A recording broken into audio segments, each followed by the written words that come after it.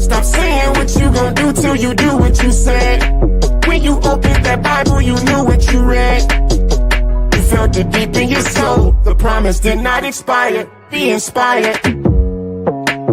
I can see beyond the tears you cry and the pain you feel. I saw every hill you had to climb just to make it here. When you say you ain't afraid to die, is it faith or fear? Yo, what's up, people? I'm your host, Jay Will, and I would like to welcome you to Inspire God's People, where we balance faith and business to guide you to your purpose. Today, we're going to talk about how I lost money in crypto. 5 investment mistakes that you can't afford to make. That's right, man. I know it's a lot of hype around investing in Bitcoin and crypto right now. And a lot of people probably bragging to you about how they millionaires and got all this money, and congratulations to them. What they don't typically share with you is how much money they've lost along the way. And my intention and my goal with this investment series, I got about 3 more videos coming, is to give you a more balanced approach to thinking about these things, about investing, and not just trying to sell you on the good and how great it is and how much money you can make, but as someone who's been invested for a few years now, also share with you some of the mistakes I made with the hope that you don't go down that same path and make those same mistakes. And you know what I'm saying? Just be real with you, instead of lying to you. And here's the thing. Investing is stuff in finances. These are things I love talking about. Behind the scenes over the past few years, I've held private sessions with family members and friends and people from church or whatever it may be, meeting with people, talking to them about cryptocurrency over the past few years, talking to them about investing in general, not because I am Warren Buffett Jr. or anything like that, but just more so because I come from poverty. And I've been able to, not be in poverty.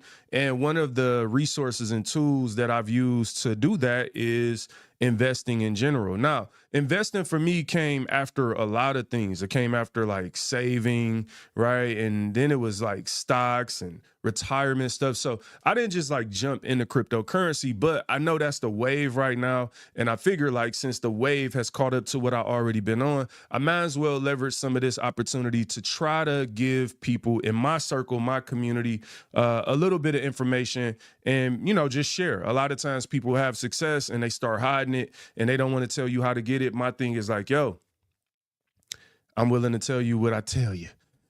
So let's jump into this.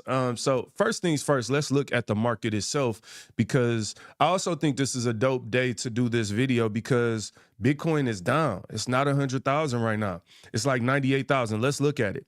It's easy to talk about stuff. People love talking about stuff when it's doing well, you feel me? And then when it ain't doing the best, they go away. Oh, let's change this view to that right there. And then where's that screen? Okay, cool. So if we go down to Bitcoin, let's look at that. Look at that red. Look at that red, buddy. Just for the day, it's down 1.79%. At 97,000. It's not 100,000 no more. Look at that. For the week, it's still up 2%. And for the month, you still is doing well. Even that gives you a lot of perspective, just looking on different time frames to understand. Because like, again, today, oh my God, it's down. We're going crazy. If you go over the last year, it's like, oh, look at how great we're doing. We was just $40,000 in January of 2024. But my point with all of that is just, there's a lot of emotion and things to consider when you get into investing. And one of those things is like this emotional roller coaster of the day to day. And one day it's doing well and everybody gets excited and all these things. But it's really important to understand that even something that goes up over time, it's not going to go up in a straight line. It's going to be up one day, down the next. And you're trying to look for overall trends and where it can go. But let's jump right into these 5 mistakes that you can't afford to make. And I'm going to tell you just some of the ways that I've lost money in crypto, because there are more. I've lost some money. I've lost thousands of dollars doing this along the way. Now, overall, I've made money. I haven't lost money overall.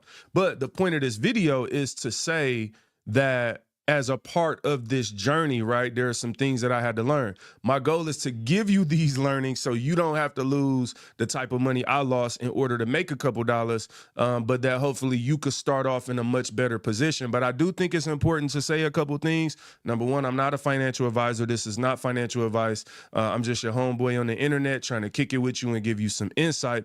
But I also think it's really important for you to understand that investing is super risky, and you should never invest more money than you can afford and are willing to lose. Nobody has the key to the future. This isn't some prophetic investing stream where I'm going to tell you that God told me the price of Bitcoin and I'm here to tell you God. No, we're not going to do no lying like that. This is about making you a more seasoned, educated investor, a more savvy investor, and also just piquing your interest. So hopefully you can go along the way and learn and research for yourself. So as we go along, feel free to comment, like, share, subscribe, YouTube. You know what I'm saying? Inspire Guys people, this is what we do. All right, so the very first thing that you can't afford to do, the very first investment mistake that I made was FOMO, fear of missing out. It hits us all, buddy. That's what probably happened to you this week when Bitcoin hit $100,000. It's FOMO. What happens? Like, you see the headline, you hear that somebody made some money. For me, I'm gonna be specific. It was a coworker that made like $30,000. Like, I want to say they turned like 6,000 into 30,000 or 600 into. It was anyway. A coworker made some money. I might have the numbers a little mixed up now that I think about it, but they made some money. Let me not get the line. It might not have been 30, might have been 10,000. I don't know what it was, but a coworker came to me and said they made some money. And the next week, the next day, whatever it was, here I was buying all type of crypto. And yeah, I didn't know what I was doing. Part of what FOMO makes you do when you're just doing something because of this fear of missing out on something is, for me, it caused me to buy high. Now, this is one of the biggest mistakes you can make in crypto altogether, is buying high. Matter of fact, let's look at an example of buying high right now. Now, we're going to talk, let me just say this. My intention, this video isn't about telling you to buy nothing or not buy nothing. The things that we look at, we're being objective. I'm not, again, this ain't about me being the smartest person in the world. This is about us looking at some investments and also trying to give you some real tools and resources that you can actually use, not just like talking at you like, oh, I made this amount of money, and another video of somebody flashing, they fake Rolex in your face. This is really about giving you some of the tools, because I love this stuff. I care about this stuff. Again, this ain't new for me. It might be new. That ain't even new for me talking about it on a podcast. I've been doing that since 2020, 2021. But it's really just something I care about and I'm passionate about. So let me share my screen again. And I'm going to show you an example of buying high. For this market, let's go to Solana. Right. This is an example of potential buying high where you got to watch out for. Now, here with Solana, you see it's down 6% on the day. That's not a big deal compared to the whole market, but that is a down day. And even a down week, down 3%. But I want you to look at something over the last year for Solana. Over the last year, Solana's up 195%. So I believe that Solana's a potentially great, crypto to invest in. And I followed them for some years and I've seen it go from $2.50 to $8 back up to $2.50 again. And now at $2.17. But here's the tricky thing about it. If you came in looking at Solana today and you were caught up in the hype because somebody was talking about it, and I'm not saying don't buy Solana because of this, but we want you to look at like specifically where they are. Solana is up 195%. It has a $103 billion market cap. If you were to come in and buy right now, look at this chart. You're buying at the highest point in the past 12 months. So you have to know, like, okay, I got this fear of missing out. This investment clearly is doing well. Maybe you watched a YouTube video like I did and they said that it's going to go to $1,000, which it may or it may not.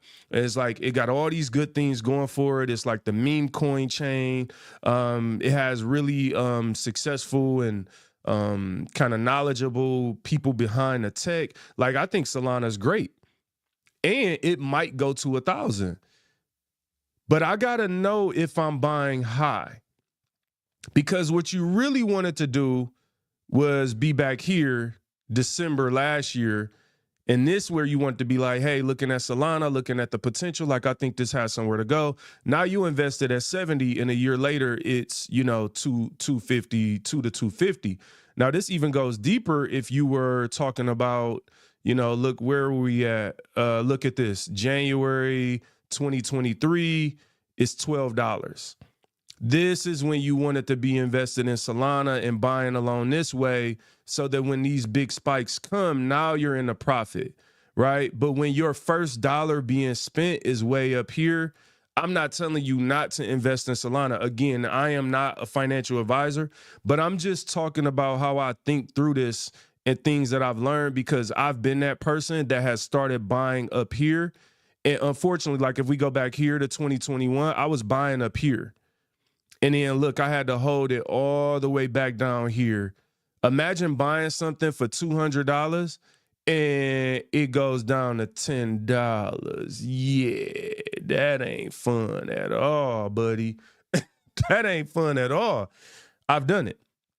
All right, so that's number one. You don't want to have FOMO. You don't want to buy high. What's the number two investment mistake that I made, but you can't afford to make? Ooh, it's falling in love with a coin. You want to fall in love with Jesus. Falling in love with Jesus. You want to do that. You want to fall in love with Jesus, but you don't want to fall in love with these coins. Now, here's what I specifically mean. And all of the points that I'm scripting out today, the 5 points, they all kind of go together. So it kind of fits together like a puzzle, like one thing leads to another, right? So you don't want to buy high. You don't want to fall in love with a coin, which will cause you to buy high, right? Here's the other thing. When you fall in love with a coin, I'll give you like what I mean by that. It means that you have, you've done a little research. You see where the price is going, and you like, oh, this is dope. Like, they talking good about this. Like, and then you start like, look, we all do this. I've done it. You start feeling like a genius. I still feel like a genius. I'm joking. I mean, am I joking or I don't know. I don't want to lie to y'all. You know what I'm saying? I'm semi-smart, a little bit, kinda. Let's just clean it up for the internet. I'm not a genius, but I still might feel like one on Wednesdays. So you could start feeling super smart, like you discover something, you found something, and you feel good about it. And then the trends start going against you. And this is what I mean by falling in love with it. Even though it's going down, even though it's looking bad, you don't get out of it. And you hold it all the way down, right? Instead of like being, in tuned enough with your research, like being educated, not just hoping that something does well, but you start falling in love with the sentiment. Like, people will talk on YouTube. People on YouTube will have you investing in everything because they make everything sound amazing. And then what ends up happening is you get caught holding the bag. But here's the worst part of falling in love with a coin when you're investing in cryptocurrency is that the trends move very fast. They move very fast. And something there are some coins I could think of right now that were like in 2021 and in 2022, they seemed like they were going to be the future. And then I look today, I'm like, dang, they ain't even like, they might still be around, but they like, nobody's talking about them, right? And I've fallen in love with coins where I just hold on to them and my money going down, down, down. And meanwhile, something else that I could have pivoted into is like taking off, right?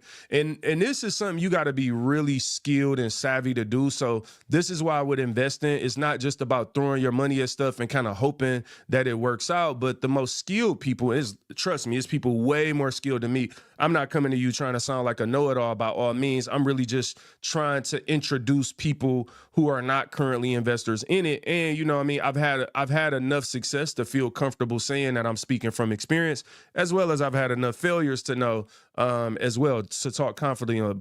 To talk confidently about it.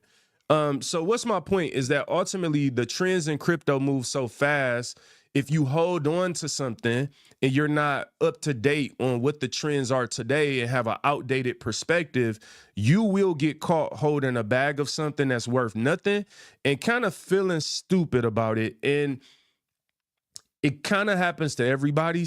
Like most people who invested in crypto, I've literally watched people talk about how they made millions and lost millions in crypto, and that's not fun. But that's part of the way that you do it, is that you just become like stubborn about an investment that you made, and it becomes personal. But you got to realize again that things that are hot today may not be hot tomorrow. Here's how I'll explain it to you, because I know you will feel this. Think about social media. Like, a big thing for me is I like to talk about investing in a way that you actually understand, right? Not saying not like you can't understand this, but I'll say for myself, I like to break things down and make them simple versus making them complicated. So I think about social media, right? I was around when Facebook first came out. Facebook first came out, it was a college thing. And then I remember like Black Planet came out. I remember when MySpace came out. So let's just take those three. It was a point in time, and I don't know if they was around the same exact time for sure, but let's say it was a point in time where it was Facebook, it was MySpace, it was Black Planet, right? Now let's just say if those were investments that you were looking at and you were trying to project out like, all right, which one of these do I want to invest in that I think is going to be the future? I'm going to be real with you. I would have chose MySpace at the time. Why? Because at the time, Facebook was only for college people. So you needed a full-blown college email to even have a Facebook page, which felt very limited because it was like, all right, cool, I could find all my friends that went to college, but if you ain't go to school, bro, it's like, you know, whatever, you ain't on here. So I wouldn't have thought at the time that would actually lead to being successful based on their initial strategy, right? This is why you have to stay up to date on the strategy of coins and companies. Well, Black Planet to me would have been limited because it was for Black people. So if I was like investing, I'd be like, yeah, although all the Black people I knew mostly had a Black Planet page and it was super popular for a particular time, I would have felt like from an investment standpoint, like, all right, that's pretty limited. So I would have landed on MySpace as my investment. MySpace had a dope layout. Everybody knew Tom, right? Like who was the founder of MySpace. I think he was the founder. Anyway, that one profile, the dude looking like sideways or something. Like everybody knew Tom. So it had this brand recognition. You could have music. I was in a music group at the time. You could upload either your favorite songs or your actual music. I don't remember the details of that, but somebody could go on your profile. In all honesty, to me, MySpace was one of the first companies that gave you the social media layout that we have today, like early on. You could message people, you could post stuff. It had your favorite movies and books and all these things about you. And it really was one of the first commercial kind of experiences. Well, what do we know about MySpace? Hello, guys. Are you listening? It's not here anymore. So if I was investing in social media companies in 2007 or whatever year, right, I might have had a completely different perspective versus 2010 or 12. And I don't remember the year that MySpace went away, but I know it ain't here today. Or if it is here, nobody cares about it. I know that I haven't heard nobody talk about a Black Planet page. And even if we want to go further, Facebook has cemented themselves, right? But at the end of the day, Facebook now is more of a boomer and millennial kind of website with very few Gen Zers on there. For the most part, you get the emergence of what? Instagram and TikTok, right? And so now you have all these other things that have developed. Look at investing as the same way. You could be investing in something today. If you invested in MySpace, don't fall in love with it. And the reason you don't want to fall in love with it, because you might actually make some money off of it while it's doing successful, and you may be able to walk away from it in a profit and move on to something that is trending and doing well. So part of what I love about investing for me, and why investing isn't just simply gambling, is I put, hundreds of hours into researching, reading, and searching and hunting for new and developing technology, new and developing companies, and what they're doing well, what their aspirations are. And if you have the proper time horizon and understanding that like where they are in their journey, then there's some money to be made, but also realistically some money to be lost, because not every company that's like a startup is going to do well. And that's how you got to look at a lot of crypto companies. They're like startups. We're still in the early stages. We don't know who's MySpace and who is Instagram or Facebook. We can make our guesses, and we want those guesses to be educated and kind of based on real life things. And I do think we could start making some of those decisions a little like more certainly now as the markets have progressed year over year and cycle over cycle. But at the end of the day, we don't know. That's my point. And so even if your favorite crypto today is Facebook and Facebook goes on to do well, remember, there's a Netflix out there, an Apple, there's an Instagram, a TikTok. There are other things emerging that you could be on the hunt for and looking for. And that's kind of how I invest. I invest as like this scout that is looking for companies with good founders, good visions, kind of an overall good setup, good plans, and you learn this more and more as you invest, right? But at the end of the day, you don't want to fall in love with a coin and be investing in something that's outdated. So, number 3 mistake that you can't afford to make while investing, and I've done this as well, and that is not taking profits. So again, this whole idea of like buying high or falling in love with a coin, and then now you fell in love with something, so you didn't take profits. It's very important to take profits along the way, and you have to have a strategy for that. It's not as simple as just saying, hey, take all of your money out of something, but because you're investing in something really early on, everything isn't going to make it. And also keep in mind, everything is not going to go as high as everybody says it is. And that's something that I've learned as an investor, especially when you start like watching these channels and videos of these really smart and successful people, you start also understanding that those people have biases because a lot of those people are advisors or they were early seed investors in something that they're kind of pumping on a video, right? So it's like me, like I'm not an early seed investor. I'm just like you. I'm just a regular person that goes out and look for opportunities. But imagine if I was on the board of one of these crypto companies or something, or one of these projects, then I would be coming on these videos telling you, oh, it's going to $1 million. It's going to $6. If something is 30 cents, it's going to $6. And that's why I think you have to be careful and who you listen to, and also kind of balance out what their advantage or what benefit they gain from you doing something. Like what money do they make if you do what they're saying do? And so that's why I don't try to advise people on specific products, projects, or pricing or something. And if I did, I would tell you. And I do follow some people as an example that they will tell you, and I kind of appreciate and respect and find that the people who are more transparent are also a little less biased, right? They're a little more objective. But at the end of the day, you have to take profits along the way. So let's say as an example, again, I want to kind of go and look at, I find it the best to like look at examples. So let's look at an example. I'm gonna go back to my screen share. All right, we looked at Solana. Let's look at a different project.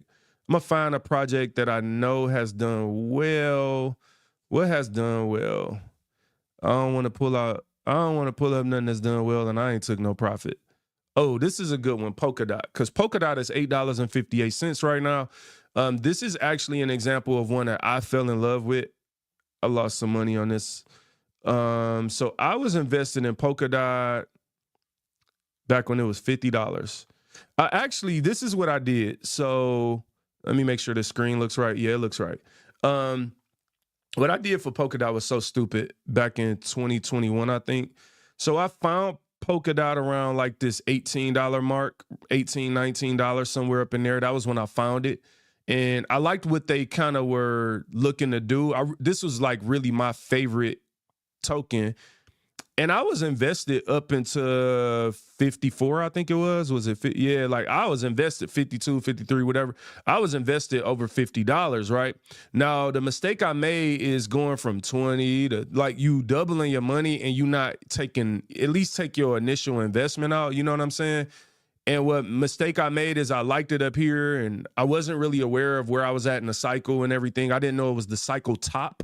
That's something we're going to talk about in a second, is like how to know or at least have an idea of where you are in the cycle. And I didn't know that. I had no idea. And look, it dropped. I held this thing all the way down about $4 or something. Let's see.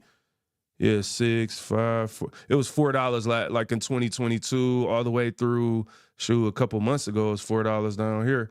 So as you see, and now it's $8. So now, as an example, and I haven't done this, something that I would do if I was maybe a new investor is this is a project I would look at researching because, okay, it's hit, 45 in 2021. It hit 50 in 2021 and it's been dragging, but now it's gone from 4 to 8. Like, is this thing making a comeback? Like, and I'm not sure. I haven't researched their latest, but this is something I would potentially look at as a research starting point because, again, you're not buying high right here. You're buying pretty low, but you want to make sure you're not buying a dead coin or an outdated coin and something else may move faster. So I would start researching here, but honestly, just knowing what I know, I personally wouldn't, like, depending on my goal, I wouldn't really start here, but I also kind of lost money in this already. So it's kind of like, my point is, you see the different points of different cycles in different years, and you want to know what's going on. This is when I held and I didn't take profit and lost some money on, right? That's just me being real. All right, so with all Jason, you say XRP. Let's look at it. All right, I'm gonna give y'all my opinion. I be trying to be careful. XRP got an army, bruh. They got an army of people, so I'm not really on that. Again, for me, like, and I will share with y'all some of my thoughts, but you have to understand, like, I am a normal, regular, everyday investor, meaning I'm not an insider. A lot of these people, especially some of these bigger YouTubers with bigger followings, they know the founders of projects. Like, they know stuff I don't know. I'm literally just your regular everyday guy who's kind of like, found his way in some of this stuff, but I'm not trying to talk to you as like some expert. So to just take this as like my opinion. For me, XRP, I'm gonna tell you. All right, I know people that I was buying XRP back in 2017, 2018, but it was like the same price. Let's look at it. I remember it's like $2 when I was buying it. Where's 2018 at? Yeah, let's see. Back here, 2017, 2018. Yeah, that mug went to what? This one I was buying it. Another mistake I made. I was buying this joint way back here, bruh. That's crazy, but it's the same price now. So here's my view of XRP. All right, for somebody like me, and I still have the records of when I was buying. I didn't buy a lot. I ain't had no money, but I lost money on this stuff. All right, if I'm buying back in 2018 at the price that it is today, XRP is tricky for me. If I was a person that would have been buying XRP and I thought about it and I didn't, I actually bought it and sold it because I went back and forth. I would have been buying down here when it was in 30, 40 cent. This is when you buy XRP. Today, for me, right? And this doesn't mean I'm right. I'm trying to stress, don't do what I say do. Like, for me, look at this in the last month. It's up 297% in the last month. For me, this isn't the buying level. Like, I wouldn't step in and say, hey, this thing is the highest it's been in 6 years and it's up 300% this month. Let me buy more. No, and the reason I'm saying no, keep in mind, I'm not saying no because I don't think XRP is going to increase in value. It's that if I'm a new investor and I'm trying to capitalize and make the most money I can, I just don't think this is going to give me the best chance to make money. Here's why. XRP is $127 billion market cap, right? And that's actually, we're going to take this right into my next point. Okay, so hold on. Let's pause this for a second because this is going to go into my next point, the mistake that you can't make. Number 3, my bad. Just a recap for you jumping on. Number 1 was FOMO and buying high. You don't want to do that. Number 2 was falling in love with a coin. You don't want to fall in love with something, especially when it's drowning, falling. And number 3 was not taking profits. That's what we just kind of went over. And the number 4 mistake in investing that you can't afford to make, that I did make, is you can't ignore market cap. Now, this right here, if you don't know about this, this is a life changer, and this will really give you a great perspective. And it's this site I used to go to, Coin Market Perspective. What did that? All right, I'm gonna try to find this site I used to go to after I show you this, but you can't ignore market cap. Now let's go back to XRP since for you, Jason, since you asked about XRP, I got you, brother. All right, so let's go let's go back to XRP. Now, market cap is important in crypto. Over here on the left, you'll see that XRP's market cap is $127 billion. That's a huge market cap, and the fully diluted value, meaning that if all of the tokens, their max supply of tokens, which is 100 billion, if all of those tokens were in supply in circulation today, the real value based on price would be $223 billion.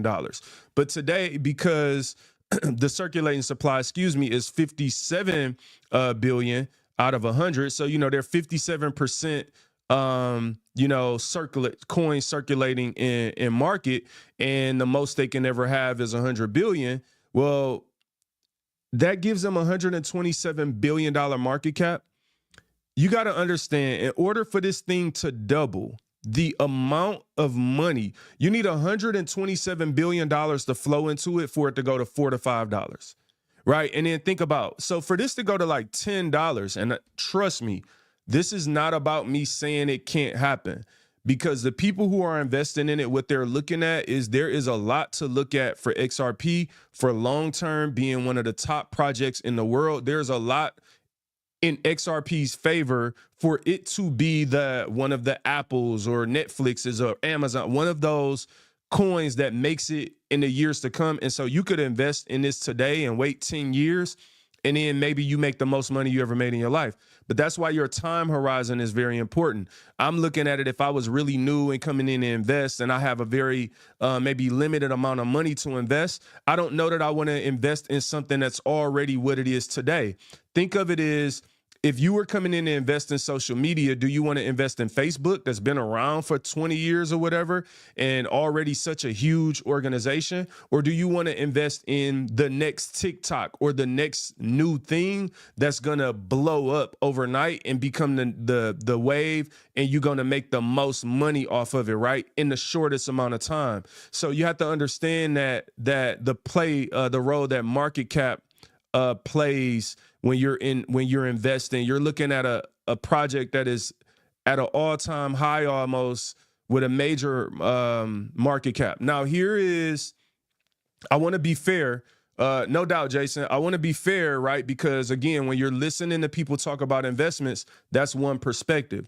The other perspective is when you're looking at the larger market caps, a lot of times there's less risk. So XRP is in a strong position now, you have to understand, because the regulatory nature, the regulatory obstacles have been kind of taken from over them, because the SEC was suing them and they were in all these legal battles, and really unrightfully, like it was the SEC, Gary Gensler, they were going after them for stuff that they shouldn't have been going after them. So XRP has been constrained. So the argument for XRP is, look, you have this project that maybe would have been the size of Ethereum, that maybe would have been been bigger than the Ethereum, right, and been the number 2 crypto, which can be argued, but it's been held back for 4 years. And now that you've let it loose, it's just going to rip off and it's going to go crazy.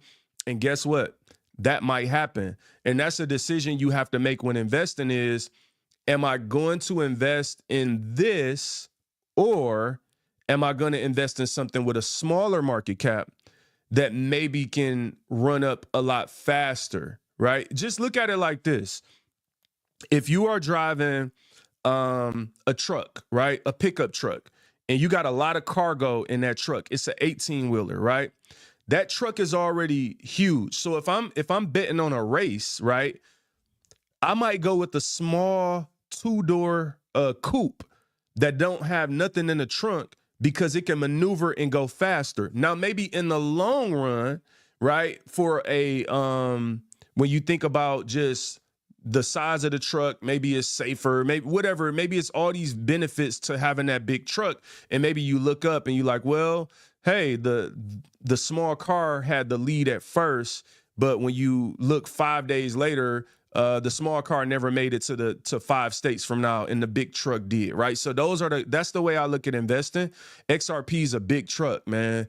And for me, I'm looking for more, like you want to have some big trucks, but I would have bought it earlier, right? Now is the time in the cycle where I'm probably looking for some fast cars personally, not necessarily big cars. And if I diversify, maybe I put some money into something like an XRP, but you got to understand I'm buying at a really high level. And just as much as it is a chance that it can go to $5 or $10 or whatever it can go, it's also a chance it can go back down to 40 cents.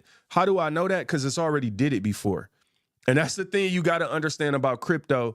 What's so intriguing about investing in crypto is it could go higher than you ever imagined, and it could go lower than you ever imagined. And I've been on both sides of that coin, and it's not fun when it goes way lower than you ever could have thought. And that's why you don't want to fall in love with a coin and be saying like, oh, this ain't never going back down to this, like da-da-da. And it's like, man, I've seen stuff happen like COVID, something like COVID happened, some unknown thing, and like everything can drop. And that's why you got to know investing is risky. That leads me to the fifth and final mistake that you cannot afford to make in investing that I made. And that is not being aware of the Wall Street cheat sheet. Now, I'm going to share this Wall Street cheat sheet with you.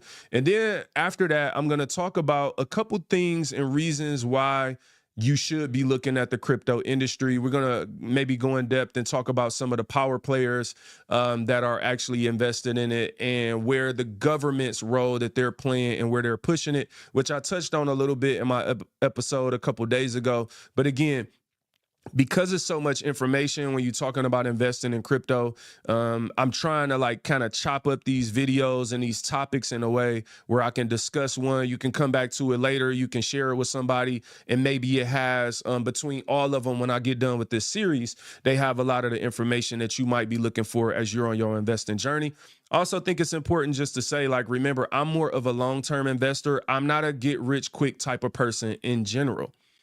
Just not my makeup. I look for real opportunities. I look to be savvy and strategic and, make money as well. But I'm not a person that's just like throwing money at 100 different random things, expecting them to go up overnight. And if you have that mentality, I'm probably not the person that's going to give you the material that you're looking for, because I'm more of a research, understand, study, find something. And long term, because there's like gaining wealth, right? Let me just say this. Let me insert my little messages up in here. Like, there's gaining wealth, right, where people get rich overnight. This is why I don't like the lottery, because the reason people lose it is because they never built the skill set. And I don't think you built the character, especially as a believer. Like, we should be trying to build character, trying to understand things through the lens of the Bible. And like, what does the Lord want me to do with my money? What kind of person am I? Am I the kind of person that get a couple dollars and I start changing and thinking too high of myself? Do I like start stunting on people? You learn a lot about yourself if you start making a little money. Like, you could just learn a lot about yourself. And I think it's important to constantly read the Bible and have like the word of God reflecting into like, who am I? Who am I trying to be? And so a lot of where I'm trying to share these messages is from more of a standpoint of trying to show people the value and the opportunities in being an investment-minded thinker, someone who's more wealth-minded and not poverty-minded. That is my underlying goal. So it's not just about like, hey, go make some money today so you could lose it tomorrow, because that's what a lot of people are going to do because they haven't built any disciplines. I don't love money. I don't think money is everything, and I'm not trying to sell you on the fact that it is, but I do love strategy, business, technology. Like, I love this part. So I just want to share that. The Wall Street cheat sheet. All right, let me take a sip of my lemonade, my little Lions cup.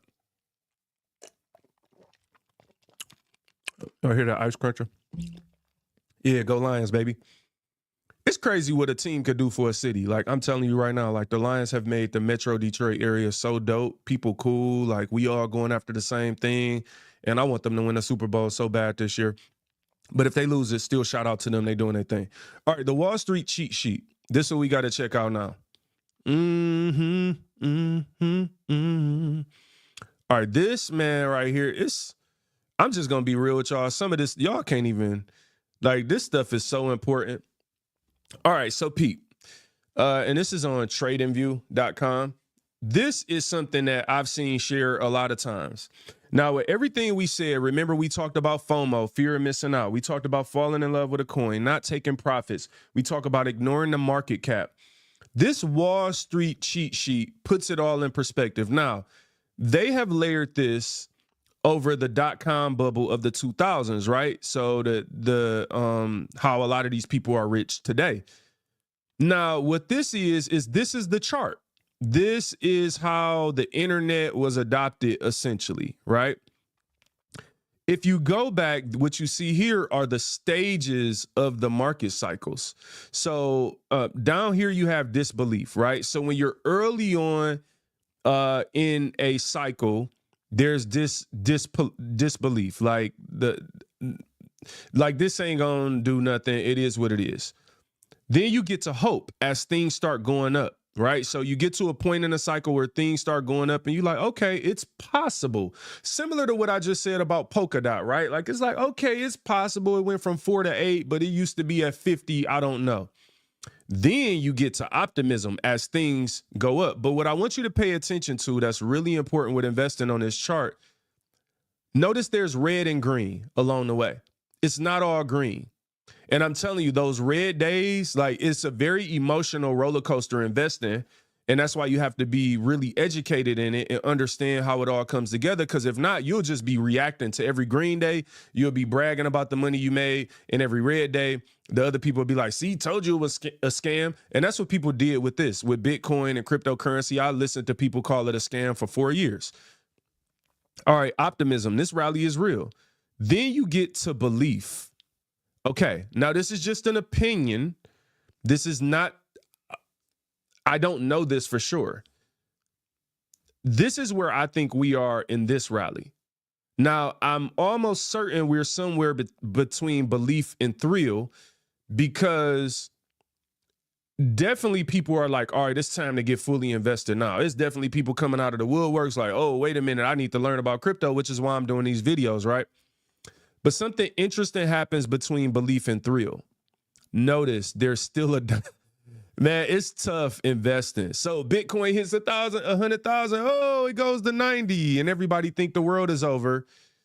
But then you get to thrill. And this is where people get really risky. You got to tell everybody to buy, and you get to thrill. And this is kind of where you're not at euphoria yet, which is next, but thrill, you like, oh, I'm dope. I'm killing it. But then you get to euphoria. Remember I told you start feeling like geniuses, including me. We all gonna be rich. Oh, this is euphoria. This stuff is going up forever. This is when people will start saying it's going up forever. Like, dog, I'm telling you, it's gonna be $1 million. And it might go up to $1 million, but it's not gonna go up in a straight line, which is why you can't fall in love. You have to take profits. You can't FOMO, and you can't ignore market cap, because what ends up happening is once you hit this euphoria, then comes complacency. We need to just cool off for the next rally. Like, all right, yeah, it's going down. We coming up again. Then there's anxiety. Hold on, this dip is taking longer than I expected. Here's denial. My investments are with great companies. They'll recover. They'll recover. It's a cuss word in there. Forgive me. I didn't know that was there. Panic. Everyone is selling. I need to get out. Then there's depression. I'm an idiot. But notice something. You turn back around and you're at disbelief. But notice the disbelief the next time is at the level of optimism from the last time. So this is something like, this is what I want you to understand about this is it's important to understand the psychology of investing to know where you are in a market, and that will dictate your behavior. So that's why, look, I believe we're somewhere between belief and thrill. I don't know that I'm not saying we're going to get this dip right here, but we could. But I know we're not at euphoria yet. I just that's a whole nother video, but I know we're not there yet. At least I feel confident that we're not. Let me not say I know nothing. I shouldn't say I know anything, but I don't think we're there yet. But even when you're at belief and when you're at thrill, you have to be careful, because this is why if you come in buying something at thrill and other people have been buying since hope, you got to understand you're not coming in like at the lows and you're going to make the most money, because it's already people showing you snapshots of their account or how much money they made. So you got to know where you are. And then This is the worst part, and I've done this before. When I talk about buying high, man, you don't want to be buying at euphoria, and I've done it. Because you coming in, you like, wait, everybody making money? Like, this is going to go up forever, and you get caught in, you get pulled into it, and whoo. Yeah, eventually you end up at panic and denial somewhere down here. Thank God I don't get depressed. Oh, I missed anger. Why the government allowed this to happen? But again, unfortunately, there were people, I remember a few years ago, there were people actually, I'll just say harming themselves because they had lost a lot of money in investing. And unfortunately, if they would have just waited around for a couple years, they would have made that money back if they were invested in the right thing. So hopefully you got some value from those 5 points. But ultimately, I'm just trying to share with y'all some of the mistakes I've made and maybe get you grounded and point you in a direction as an investor. Like, yo, like you go out and you learn yourself and it's gonna be some dope things. But now I want to jump into, and look, please do, you know what I'm saying, share this with some people that you think may enjoy, need, or want this content information. So now I wanna point back to something. Yeah, a couple days ago I mentioned that Trump spoke at the Bitcoin conference, but I think it's important I'm gonna just show a minute clip of like what he said. So when I say I don't think we're at euphoria yet, it's because I've been in this market for years. So I went through all them little psychological stages. One of the things that a lot of crypto people knew, you know, I think the Bitcoin conference was in July. Like people knew that Trump, part of his campaign was this promise to Bitcoin and cryptocurrency. And a lot of investors and crypto investors a lot of times are libertarians or independent. So a lot of those investors who are voting with crypto in mind, Trump came and spoke to them, spoke their language. Kamala was supposed to go and didn't end up going, and also didn't really share a clear crypto agenda and purpose. She shared something around like black men in crypto and something. But you got to understand from like an investment standpoint, that stuff ain't gonna make other people vote. So you just got to keep that in mind. I'm not pushing either political candidate. I'm just kind of sharing with you what happened. And so I'm going to show you this 1 minute clip of Trump at the Bitcoin conference, just so you can understand this is part of why Bitcoin got to $100,000. And part of why, like when I say understanding where you are in the cycle, this is why XRP went up. XRP, you didn't just wake up one day and XRP went up. It went up because there's a shift in government and a shift in agenda and support, which the Biden administration and was very anti-crypto, and Kamala was very neutral. She hadn't really come out and been super pro-crypto, although she did have some meetings with some crypto people, some famous people as well. Mark Cuban he's into crypto. He's somebody that she had met with, or at least her team had met with. So they were kind of like dabbling and meeting with people, but people in crypto wanted to know, like, hey, are y'all gonna get off our backs so that we could build this technology and bring it to America? So I'm just kind of sharing with you part of the issue over the last couple years with crypto had been America hasn't been pro-crypto. America was anti-crypto. They had like Elizabeth Warren had like an anti-crypto army. So I'm not just saying this figuratively.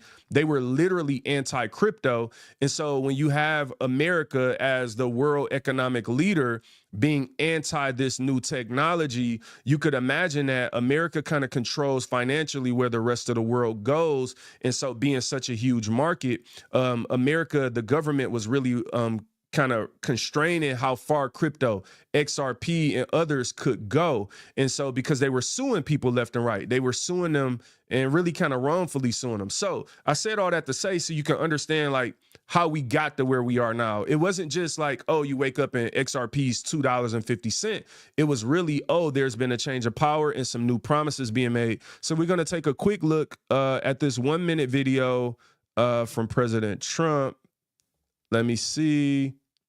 All right, let me make sure y'all could. All right, yeah, y'all, I'm sharing it pretty cool. So let's see what he's talking about on here. This afternoon, I'm laying out my plan to ensure that the United States will be the crypto capital of the planet and the Bitcoin superpower of the world, and we'll get it done.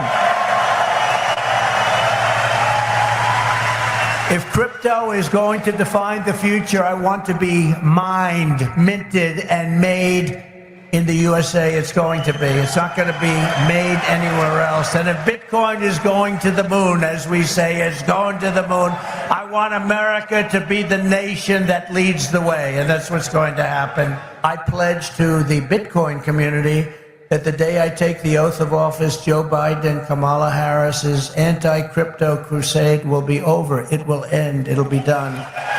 It'll be done. On day one, I will fire Gary Gensler and appoint a new SEC chairman. There once lived a girl in a land I would get a without commercial. snow. She wished Was that and the she end of that? wished for Let's a see if that cold was the wind to end. blow. And then Skip it. All right, that was the end of that ad anyway. All right, let's stop that. Hello, So as you see, that's one example. I got another example to show you. But President Trump went to the Bitcoin conference and he spoke to what that audience wanted to hear. But a big part of it was firing Gary Gensler. So Trump says he announces he's going to fire Gary Gensler on day one. Gary Gensler just announced his resignation last week, right? So he didn't wait till he was going to get fired. And you have to understand, once he resigned, I think it was December 4th that he resigned or announced his... All right, now I'm mixing up the date that he resigned versus the date that the new person was assigned. So don't quote me on that. Maybe the new person was assigned on December 4th. But those governmental actions has kind of shifted the opportunity in crypto. So here's one caveat I want to share about all of this. There are some people that argue that we're in a super cycle and that you have now governments behind it for the first time in history for crypto. The US government is behind it. You got all these institutions, and we're going to talk about one of the largest asset manager in the world and BlackRock behind it. You have the launch of the Bitcoin and Ethereum ETFs. So you basically have all this institutional money and companies like Fidelity and BlackRock, and I think Charles Schwab is either thinking about it or coming on. Don't quote me on that one. But all of these investment houses are now going to have their advisors in the next year. They're going to have to start, their advisors are going to start selling this to wealthy people and then having people put it as a part of their portfolio. So you got to understand there is an argument that this cycle can last longer. And for me, I'm not selling anybody on that. I'm not completely sure myself, but I am planning for it. Meaning there's a part of my portfolio that I'm going to take profits at some point, but there's a part of my portfolio like Bitcoin, maybe Ethereum, some of the things that I've identified of long-term. XRP, if I had it, would be in that bucket, maybe as a long-term strategic play that I'm like, hey, let's sit this piece over here. I'm not hurting. I made some money, hypothetically, right? Let's sit this percentage. Maybe it's a small percentage of my portfolio that I'm just keeping for the next 10 years, maybe. And I want to see where this goes, because if one of these is the next Netflix or Amazon, I don't want to be the person to have sold all my shares of Amazon as well. And now those are the risks that we all play when you invest. It's a very risky game. So I want you to know you're responsible for your risk. I'm not telling you what to do or what not to do in this video. That's not my goal in nobody's life, is to tell them what to do. I'm really just sharing some of my personal thoughts and opinions and some of the things that's worked for me, and also some things that hasn't worked for me. So here's the other thing. As we talk about, because a lot of people, it's like, why should I invest in crypto? Why should I even research crypto? Some people have asked me, I thought I heard it was a scam. Here's the first thing I want to tell you in this world, period. Don't go off what you heard, man. We live in a world where you can hear anything. Why? Because people watch reels, they watch a 15-second clip and jump to conclusions, and they kind of heard it somewhere, but you never researched it for yourself. For me, I'm the person that's like, bro, I don't really say I know something or feel something until I research it myself, whether it's politics, whether it's religion, whatever it is, business. It's like all these opinions flying around. You're responsible for you. I'm responsible for me. I'm responsible for researching. But one of the reasons that I tell people you should research this, Michelle, what up, though, cuzzo? Appreciate you jumping in. One of the reasons you should think about researching this is There's a term in investing called follow the money, right? You follow the money, and that sometimes tell you where something is going, because why? A lot of people who are not wealthy, they're investing to obtain wealth. Wealthy people invest to sustain wealth. So here's my example. If a person has $10 million and inflation is 10%, right? That means that if they just sit their money in a bank year over year, they're losing 10% buying power in their money. If it's 5%, whatever inflation is, let's just say 5%. Like, they're losing that percentage though. And wealthy people you don't want to sit $10 million somewhere and come back in 5 years and you've lost 20%. You want to sit $10 million somewhere and come back in 5 years and it's 12 million plus, right? You want to grow your money. And so that's why wealthy people look for opportunities to sustain wealth. They just don't want it to go negative. That's why they buy a lot of real estate. Because like, I'll just go buy 5 houses across the country, and it really, you see a house, it's their money. Like, Jamal King always say, it's money in the bricks. Like that's their money. So a lot of times I try to follow the money, or at least research the money. So Larry Fink, this is a name that I think you should really know. If you don't know who Larry Fink is, let's look at this. Larry Fink. All right, so Larry Fink is the CEO of BlackRock. First of all, wait, let me close out some of these tabs, because I got too many tabs open. And then let me go to this. Let me go to Larry Fink's bio. Let's do that. We go to Larry Fink bio. Do I want to go on Wikipedia or his website? Let's go to his website, just because I like to go with official information. All right, so this is a name you should know, fam. Larry Fink. Let's go right here. Bam, this guy. Let me move myself out the way. Hold on. No, I don't want to be there. Got to find one that I'm out the way. I'm in the way on all these, bruh. Dang, I can't get out the way. All right, let's just go right there for now. All right, Larry Fink. All right, let's scroll it up. So the chairman and chief executive officer, Lawrence D. Fink, is chairman and chief executive officer of BlackRock. He and 7 partners founded BlackRock in 1988, and under his leadership, the firm has grown into a global leader in investment and technology solutions. BlackRock's mission is to help our clients build better financial futures, and the firm is trusted to manage more money than any other investment company in the world. That was the part I wanted to share before we move on. Now, we have this figure, Larry Fink, who is the CEO of BlackRock, which we're talking about investing, right? So if I'm thinking about investing, then I'm going to say, well, who is the largest investment company in the world? What are they investing in? Because, like, look, we sit back sometimes and we say the rich get richer, right? But we live in a world for the first time where we got the internet and we could just follow what they're doing. Like, there is nothing stopping me from at least looking and seeing where are they investing at. These companies have quarterly business calls, earnings calls. You could jump on an earnings call. You could go on the internet, look it up, and hear exactly. You could see the balance sheet of where they spend their money. So for me, sometimes I like to just study, like, well, what are wealthy people doing? Because here's my thing. It's broke people telling me it's a scam or don't do it. And some of these wealthy people were doing that. They were lying a couple years ago and now they're investing in it. But my point is, like, I will be arguing with somebody who ain't never invested 50 cents into nothing, telling me why this is horrible. And then the number one investment company in the world will be doing something different. So I'm gonna go to them. All right, now let's look at the next thing. Now we know who Larry Fink is. Let's look at, well, who is BlackRock, Jermaine? Who are they? Then I'm gonna show you what he said. Let me make sure I'm on the right thing. Global impact. Yes, let's look at global impact. Yes, I want to look at global impact of BlackRock.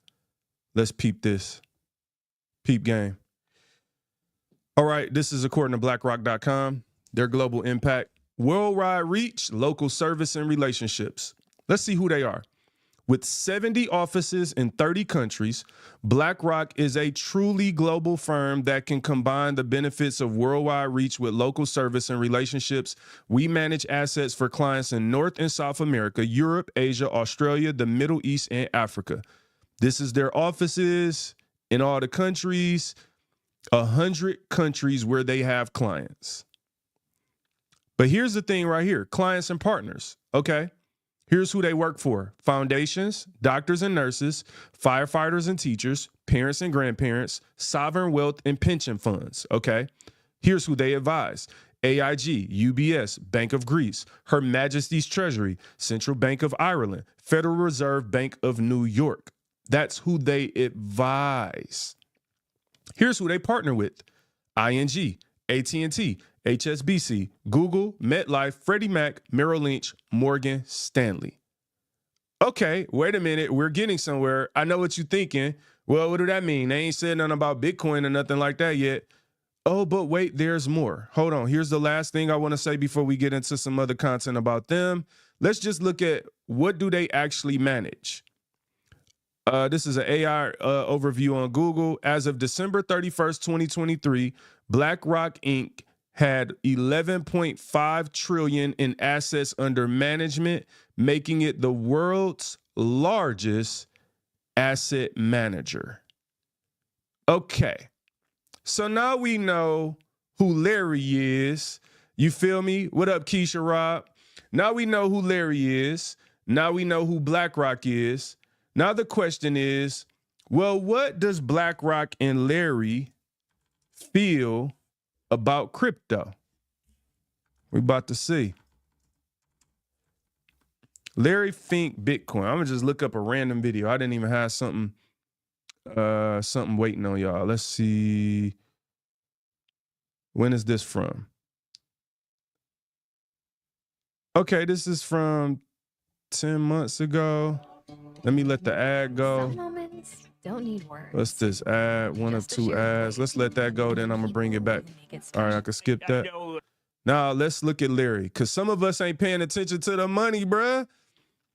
I don't be trying to listen to broke people. I be trying to listen to what I'm just joking when I say that. I know that sound bold. It's kind of the truth, though. Let's see what Larry talking about. I ain't seen this video, so if it's stupid, forgive me. It's only 2 minutes. I'm not gonna watch the whole thing. You have been a leader in willing to embrace crypto. You have made it so that people can be in Bitcoin. We hear that you are thinking about Ethereum. These are incredible things. Now, BlackRock is not known as a gunslinger by any means. So you obviously must believe that this may be as an alternative. Is this an alternative in order to be able, because of a deficit, maybe something long-term people should have? Absolutely. As you know, I was a skeptic. Yes. I was a proud skeptic.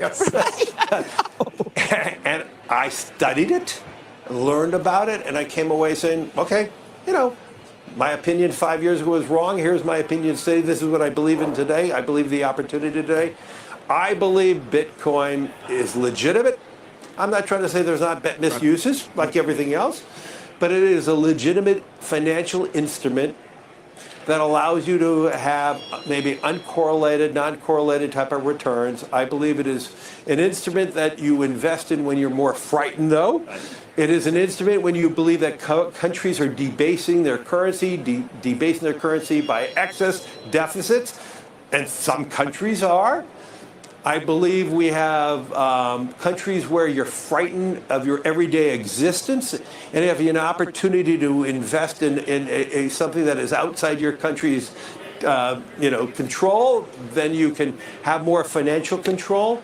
And so I'm a major believer that there is a role for Bitcoin in portfolios. I believe you're going to see that as one of the asset classes that we all look at.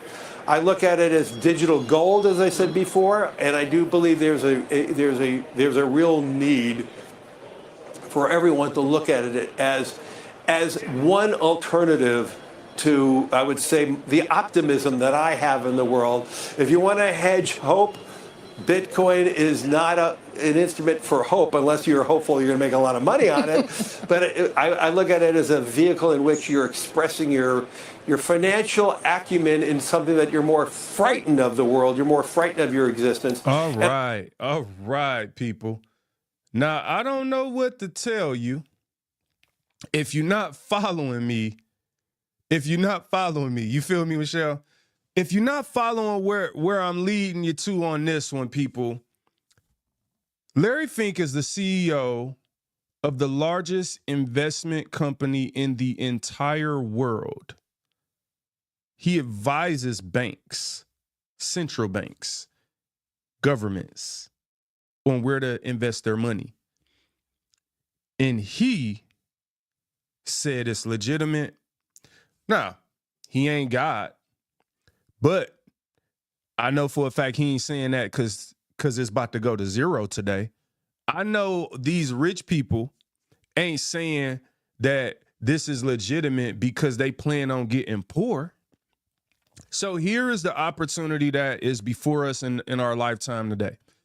The internet was 20 years ago. It's a lot of people that's got rich off of that. A lot of people missed that opportunity. I didn't invest all my little money I had into Amazon. Did you?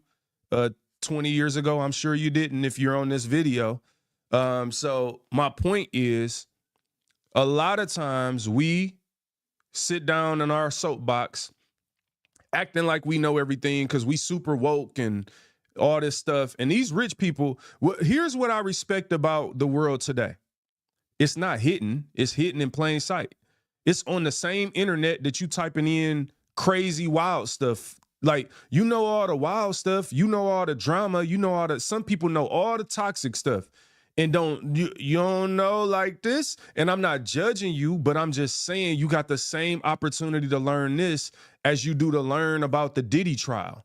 Like, everybody know about the Diddy trial, but it's like, bruh, like, do you know about this? Do y'all feel me? Like, because my thing is, when a couple years go by, it ain't no reason you should still be broke, especially if you in America, especially if you got a few dollars. If you wearing Jordans, if you wearing Chanel and Gucci and you drive a nice car, it ain't no reason you should be broke or check to check living here when it's countless opportunities to create wealth in this world we living in. So don't be mad at rich people. Don't be a person that think all this negative stuff just because somebody making money. Sometimes people just got money because they did what you didn't want to do. All right, this is the part where I'm about to really start offending y'all, because this is the part where I go to the Bible. When I go to the Bible, it get offensive. Cause some, like, I'm just being real with y'all. Christians be trying to convince yourself that being broke is the will of God. Like, I'm just keeping it a bean with you. It's Christians out here that really think because they don't got money, because I know it's hard to go to heaven. Like, and I know, like, I know for a fact, some of us scared that it's hard to go to heaven being rich. Well, it's hard to go to heaven being a liar too. And that ain't never stopped you from lying. So it's like some of the stuff that we be doing, it be like, bruh, like, man, all right, hold on. Now I got to go to the word. Why do I got to do this? Why, Jay? Why are you doing this? One of your favorite scriptures at that, parable of the talents. Like, why is this happening, y'all? Why am I doing this? I should stop. I should just close it out right now. Just close out the screen and don't do it. Oh, Lord, he done went to the Bible. No, Lord, why? Matthew 25.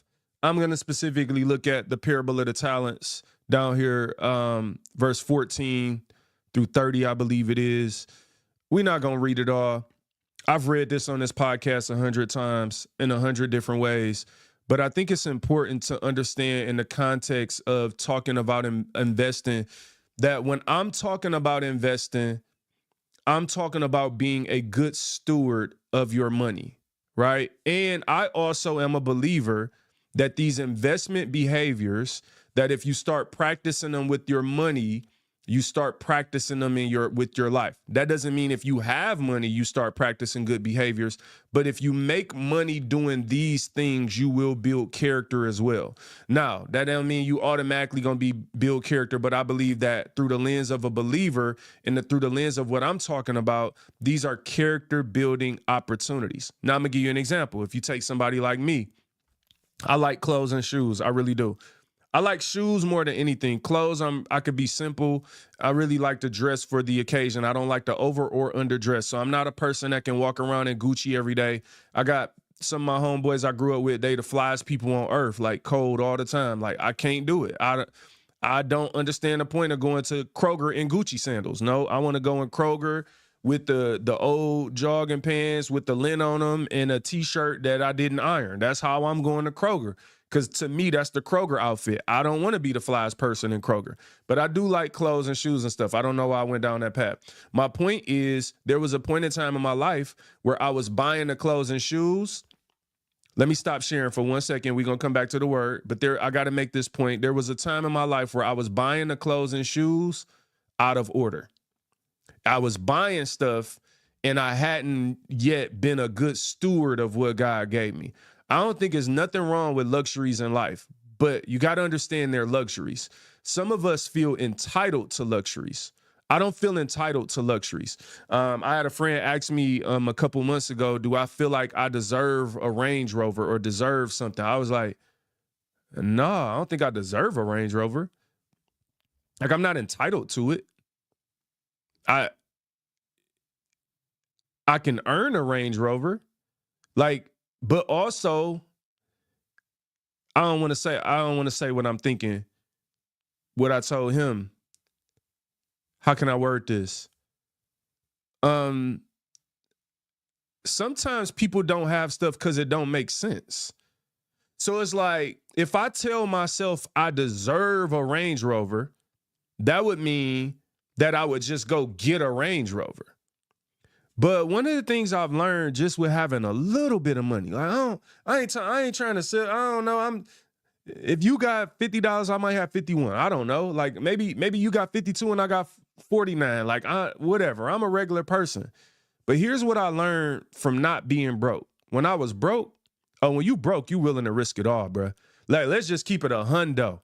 Let's keep it a hundo. A broke person will risk it all. It's been me. I've done it. Go to the car dealership, hope and pray that they approve you, and then be willing to do anything to sign and walk out that door. Or what you say? You say if I sign right here, you could do it for $650 a month, and I only make $559 a month. Okay, no problem. I'll be back to turn it in, but I'm getting out of this parking lot. When you're poor, you're ready to risk it all for the material thing, because you have a scarcity mindset. And a scarcity mindset makes you think, hey, we only live once, so I got to do this. We do only live once, but a wealth mindset does something different. Because I only live once, I need to establish some things, get some affairs in order, establish a foundation for myself to be able to sustain throughout the one life that I get. And then when I get to the luxuries, I can pick and choose. And I think it's an interesting thing. I want to make a point without being specific. I would say that there's been a car on my mind, right? Like a car on my mind that I really like. And it's like, I'll get this car one day. And it's like, I like this car. And the thing is, like, technically I can go get the car, right? But it doesn't make sense to me right now just to get the car. But I went to test drive it. It's like it's a nice car, right? I went to test drive it. Me and my wife were in the car. Afterwards, we got out. I was like, what you think? She was like, it was all right. And that made me so happy. And I was like, you know what? If I'm being honest, like, the dopest thing about the car was that it's the brand that it is, like, and it is a sweet looking car. But I was like, honestly, when I was driving it, it was just a car, and I can't Even though I could get it, I can't make it make sense to get it right now just to be getting the car. I'm only sharing that with you to say, like,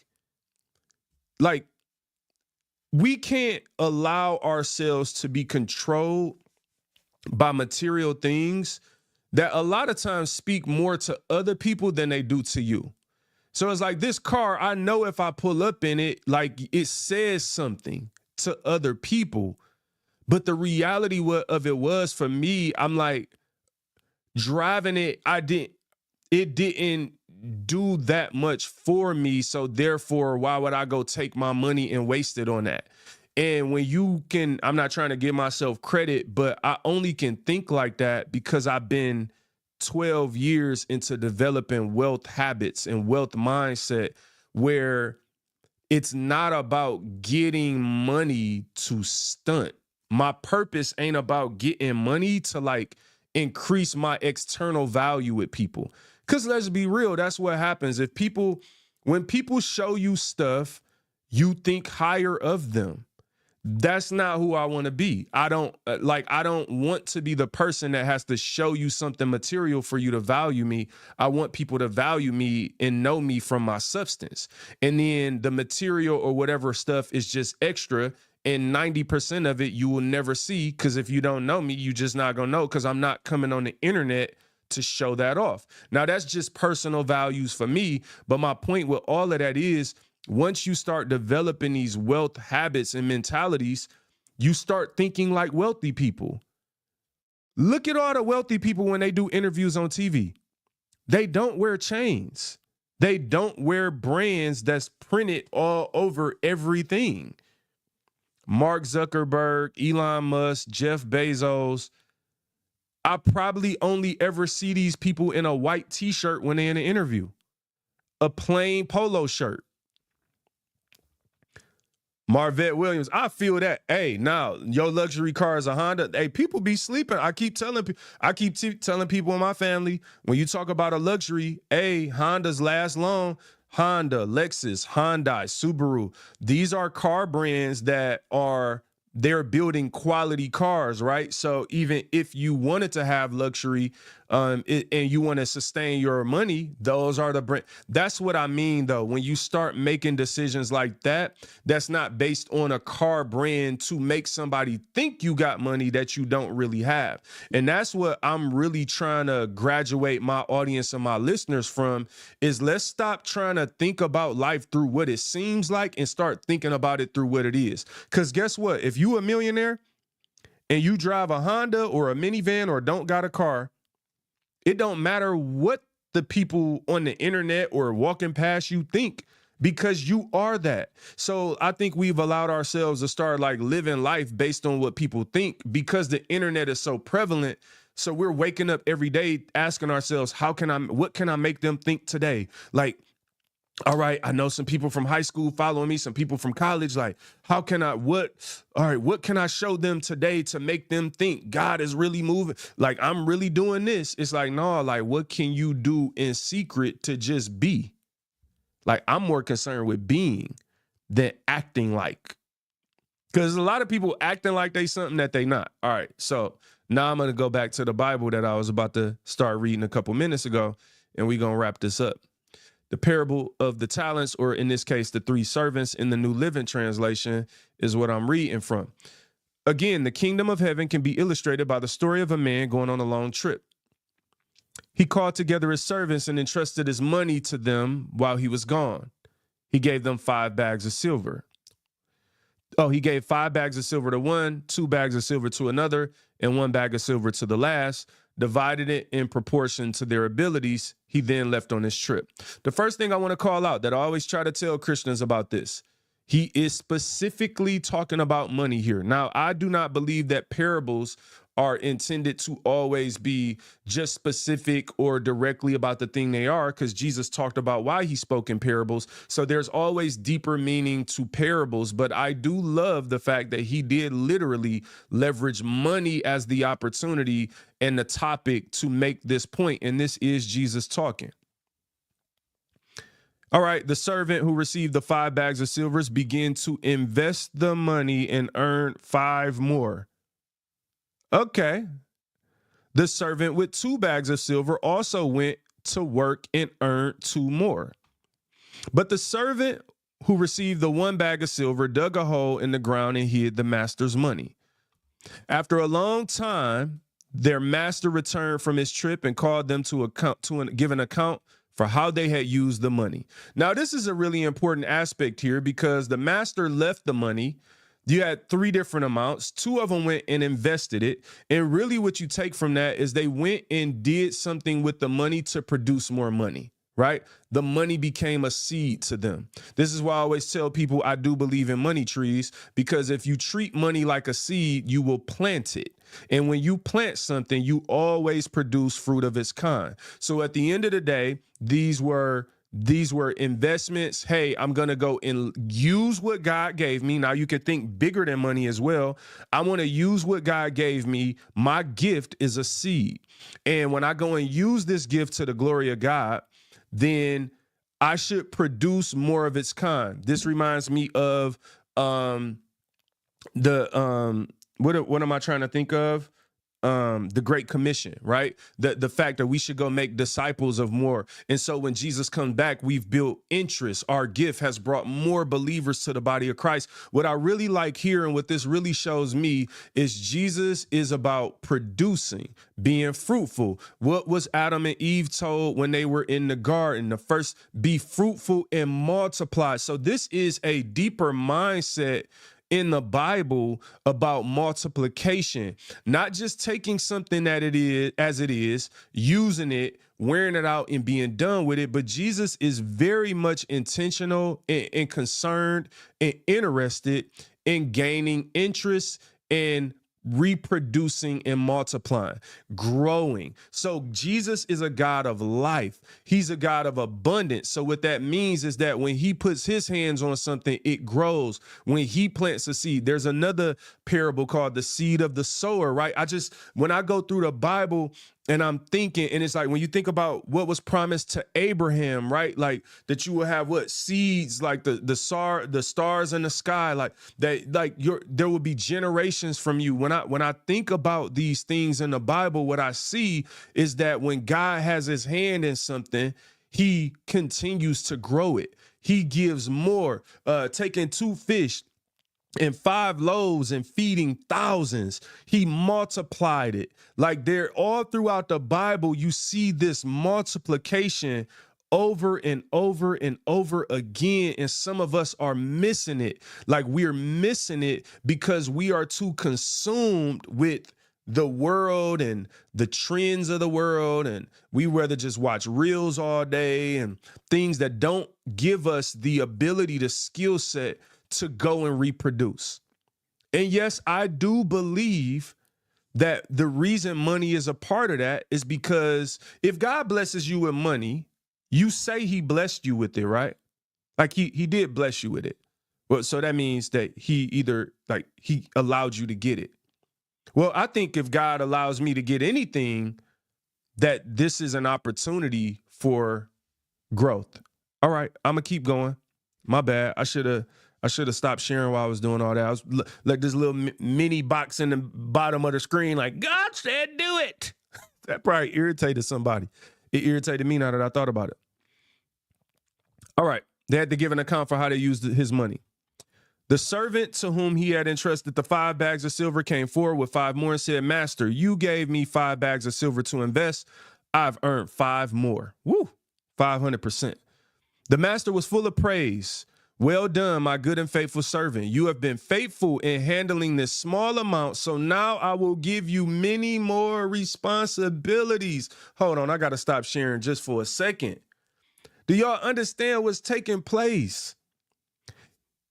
First of all, he said, well done, thy good and faithful servant, and he's specifically talking about how you manage money.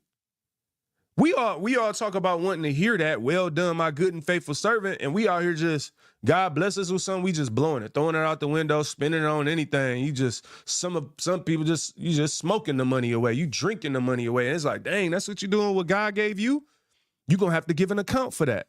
See, we don't treat our money like it's a responsibility, But that's what the word of God said. Be faithful over these small, and I will entrust you with many more responsibilities. And so a lot of times when we get money, we don't treat ourselves like, I look at myself like a financial manager. If you got finances, you're a manager. You got to manage these finances or they will manage you. All right, let's go back. All right, I be getting too hype off this. All right. The master was full of praise. Well done. All right. So now we'll give you many more responsibilities. Let's celebrate together. Now we're going to skip the second one because it was the same situation. Let's celebrate together. Verse 24. Then the servant with the one bag of silver came and said, Master, I knew you were a harsh man, harvesting crops you didn't plant and gathering crops you didn't cultivate. Now, see, that's interesting to me. He knew he was a harsh man, and then he talked about his multiplication tendencies. Harvesting where you didn't plant, gathering where you didn't cultivate. I was afraid I would lose your money, so I hid it in the earth. Look, here is your money back. Now, I know some of us would think, well, that's a good thing. He gave him his money back. And then the question I ask myself is God coming back and just looking for what he left me with, or is he looking for me to produce something more? This scripture leads me to believe that God gave me a gift to produce more. Because if I just give him what he gave me, let's see how he responded. But the master replied, you wicked and lazy servant, if you knew I harvested crops I didn't plant and gathered crops I didn't cultivate, like you knew I was a multiplication person, you knew I was into planting seeds and then getting more than I put in, why didn't you deposit my money in the bank? At least I could have gotten some interest on it. Jesus is looking for interest. Then he ordered, take the money from this servant and give it to the one with the 10 bags. To those who use well what they are given, even more will be given, and they will have an abundance. But from those who do nothing, even what little they have will be taken away. All right, guys, people, what I'm really hoping that you can understand here is, I'm not saying all rich people evil. I'm not saying they all good. But some of the people you looking at and they have more than you, some of them, God gave them more because they did the right thing with the little they have. And sometimes we find ourselves in a place of struggle simply because God is like, oh, if you gonna treat it like that, I'm gonna take that little bit away. Now, I know you might not like that, but you ain't God. This is his earth. This is how he operates. God is a reproductive God. And so at the end of the day, I believe in looking at the parable of the talents in context with many other scriptures in the word of God and just looking at like the heart and character and kind of the mind of the Bible and like the direction it pushes in. I constantly see be a good steward. I constantly see financial examples. I do not see where it's like, hey, be reckless with your money, prodigal son. Right. I know people want to act like money isn't talked about in the Bible, but it's like I keep reading it and I keep finding specific direct examples that's telling me if you be a good steward, if you invest, if you are strategic and you are wise, then you plant this like a seed, it will grow like a tree. Plant it like a seed, it will grow like a tree. All right, man. I appreciate y'all. Definitely for checking this out. And amen to that. He gives seed to the sower. See, like we say that, Keisha Rock, you can't. We say stuff like that. And then you see how when you hear it in the context of the word of God, like how it really hits home. He get seed to the sower. Some of us ain't sowers and we want seeds. And it's like, you're not a sower. And you can't be mad at somebody that's a sower that's willing to be strategic and willing to think through and be a good steward of what God has blessed them with. So I hope this has been a blessing to y'all, man. Like I said, hey, if you're not subscribed on YouTube to Inspire God's People, please do subscribe on YouTube. Please like, share. Thank y'all for the comments, for checking this out. Hey, share this with somebody that you think may need to grow in their mindset and investing. And look out later this week. I got another video coming in the investment series. I'm gonna probably do 2 to 3 more of these videos before we move on to something else. But I thought this was really time sensitive, especially with all of the hype around Bitcoin and cryptocurrency. I wanted to try to give people some things to balance it out, but please do understand these investments move very fast. You could be looking at something. When I showed that Larry Fink video, I was looking at the fact that while he was talking, Bitcoin was 62,000 that day, and that was just less than 3 or 4 months ago. And so you see how fast they can go. And so sometimes you got to be able to make decisions. Don't invest money you can't afford to lose, and don't invest without, being educated in some type of way. Check out coinmarketcap.com was one of the websites we looked at. Actually, there was one other one. Was it Perspective? There's another site I wanted to show y'all, actually. I think this is it. I'm going to show y'all this site, then I'm going to get out of here. But this was another resource I wanted you to have. This is called thecoinperspective.com. And I may do another video and come back here, but what this website is good for is understanding market cap. Excuse me. So where's the market cap thing? So let me use these examples. If I had, let's use XRP. This allows you to see what it would take.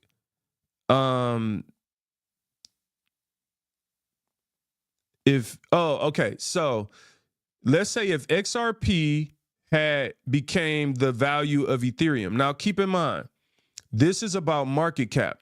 So today the market cap of XRP is $126 billion now, right? Ethereum has a $451.3 billion market cap. So remember, we don't need to focus on price per se as much as we do like where's the market cap going. So in order for XRP to become worth $7.90, it needs to become worth $451 billion from a market cap perspective. So that's what when I say like you're looking at smaller market, like big market caps that you're trying to look to grow, that's what it would take for XRP to become worth $7.90. So some people out here like, oh, it's going to $7, it's going to $8, and they may not be even understanding, well, this is what it's going to take. In the same way, you could look at let's go to something lesser and say, let's say I was looking down here at I'm going to pick a random one, but maybe something I know a little bit of something about. Okay, let's use Immutable X. Immutable X has a market cap of 2.9 billion today. And let's say if it became worth the amount of what Stellar is today, right? Stellar's another one that's been in the news. Stellar has a market cap of 12 billion. So if Immutable X grew to be from 2.9 to 12.4 billion, it would be worth $7.32, an upside of 323%. So again, as we understand where the market is going, now let me show you one last thing to understand how to bring all of this together. And I'm gonna go to CoinMarketCap for that. When we're looking at these market caps and trying to understand and calculate where these market caps are going, this is where we're looking at, y'all. Over here to the right here, the total crypto market cap is 3.47 trillion, right? And Bitcoin dominance, Bitcoin represents 55% of that. So even if Bitcoin dominance went to 50-50, the question is really, how much more do you think the total market cap of crypto can grow? So as an example, if the total market cap of crypto in the next cycle, in the next 6 months, grows from 3.4 trillion to 7 trillion, so that means the total market cap doubles, then that's how you start imagining that if you get $3 trillion more invested into this asset class, that's where you can start seeing these numbers, whether it's XRP or whatever else. You're asking yourself, how many of those trillions of dollars are going here? And the thing is, these bigger ones need more money to double. It's going to take a bigger investment for XRP to double versus if I'm on CoinMarketCap and I go way down here somewhere and I start looking. We looked at Immutable X that was number 51. It's down almost 16% today. But you start looking down here and studying some of these. Let's look at Theta. I pulled that up the other day. You start looking at these and saying, well, all right, this is Theta. It was up to $12 at one point. What was the market cap back then? So it had reached, you could switch this to market cap, and you see it reached in 2021 an $11.6 billion market cap, and today is down to 2. So could it be potential? I'm not invested in this, by the way. I'm just looking at examples just randomly. I haven't really paid a lot of attention to this, but this could be something to look at. Like, all right, it was up here with this market cap, $12 billion, $12. Now it's at 2. I mean, if the money flows back in, could it get back? Could it get the 7 billion? And then that's when I would go, last thing, this one I would go back to the coin perspective. Right. So then I would go to the coin perspective, and then I would look at this example and say, where's Theta? Can I just, all right. So I would say, well, Theta. Okay. Oh, great example. Stellar today is already at $12.3 billion market cap. And okay, it would be $12.31, just like we just said. Then I would just say, okay, well, what if somehow Theta became worth, all right, so Stellar is here. All right, what if it became worth 13 billion? All right, then one Theta would be $13.80, 463%. So then now, if I'm investing now, I am now not just tracking the price, I'm tracking the market cap, and I'm saying to myself, what market cap do I think this can get through in this particular cycle? And then as I'm looking at that market cap and I'm looking at the time horizon of this particular cycle, then I might know if it gets to 12 billion and somebody like, oh, it's going to $10 more. I might be like, you know what? I bought in at this at 2 billion. We made it to a $12 billion market cap. We're in euphoria right now. Let me take some money off the table. Maybe I'm not going to take it all, depending on what Theta's doing. Maybe they get a huge partnership, because that's one of the things that'll start happening. You'll start seeing like, oh, Theta, maybe they get a YouTube partnership or something crazy, and that makes you believe that long term it's going to be the next big thing. But here's the thing to understand about all investments. For every Amazon, for every Tesla, for every Netflix, there's a Blockbuster, there's some car company that went out of business. Like, most businesses don't make it. And that's why as you make profits, because you're so early, you want to get something off the table and not be completely greedy, because again, you can lose all your money, at least in the short term. But you also want to be wise and savvy enough to say, let me leave. If I've done my research and I think this is the next Amazon, I'm willing to leave a percentage of my money on that for years to see if it pans out. And I'm gonna show you why, right? And let's look at something else. Let's look at Amazon stock real quick. And this is the importance.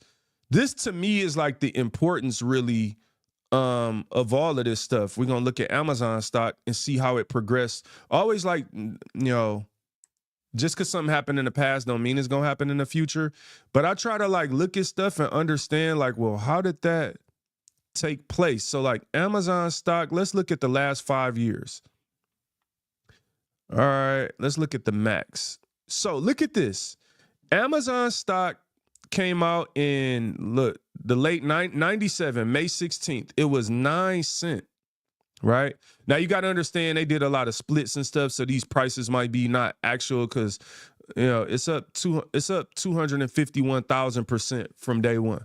So had you been so wise and had the foresight in 1997, regardless, some of y'all probably was just 10 years old, 5 years old, whatever you were, A lot of people on here might not have been born, but like if you had the foresight in 1997 just to put, you know, some money in Amazon. But here's the thing, that sounds very smart right now, but this is what you would have had to sit through. It was 9 cents, in 1997. I mean, by 2002, it's just 70 cents.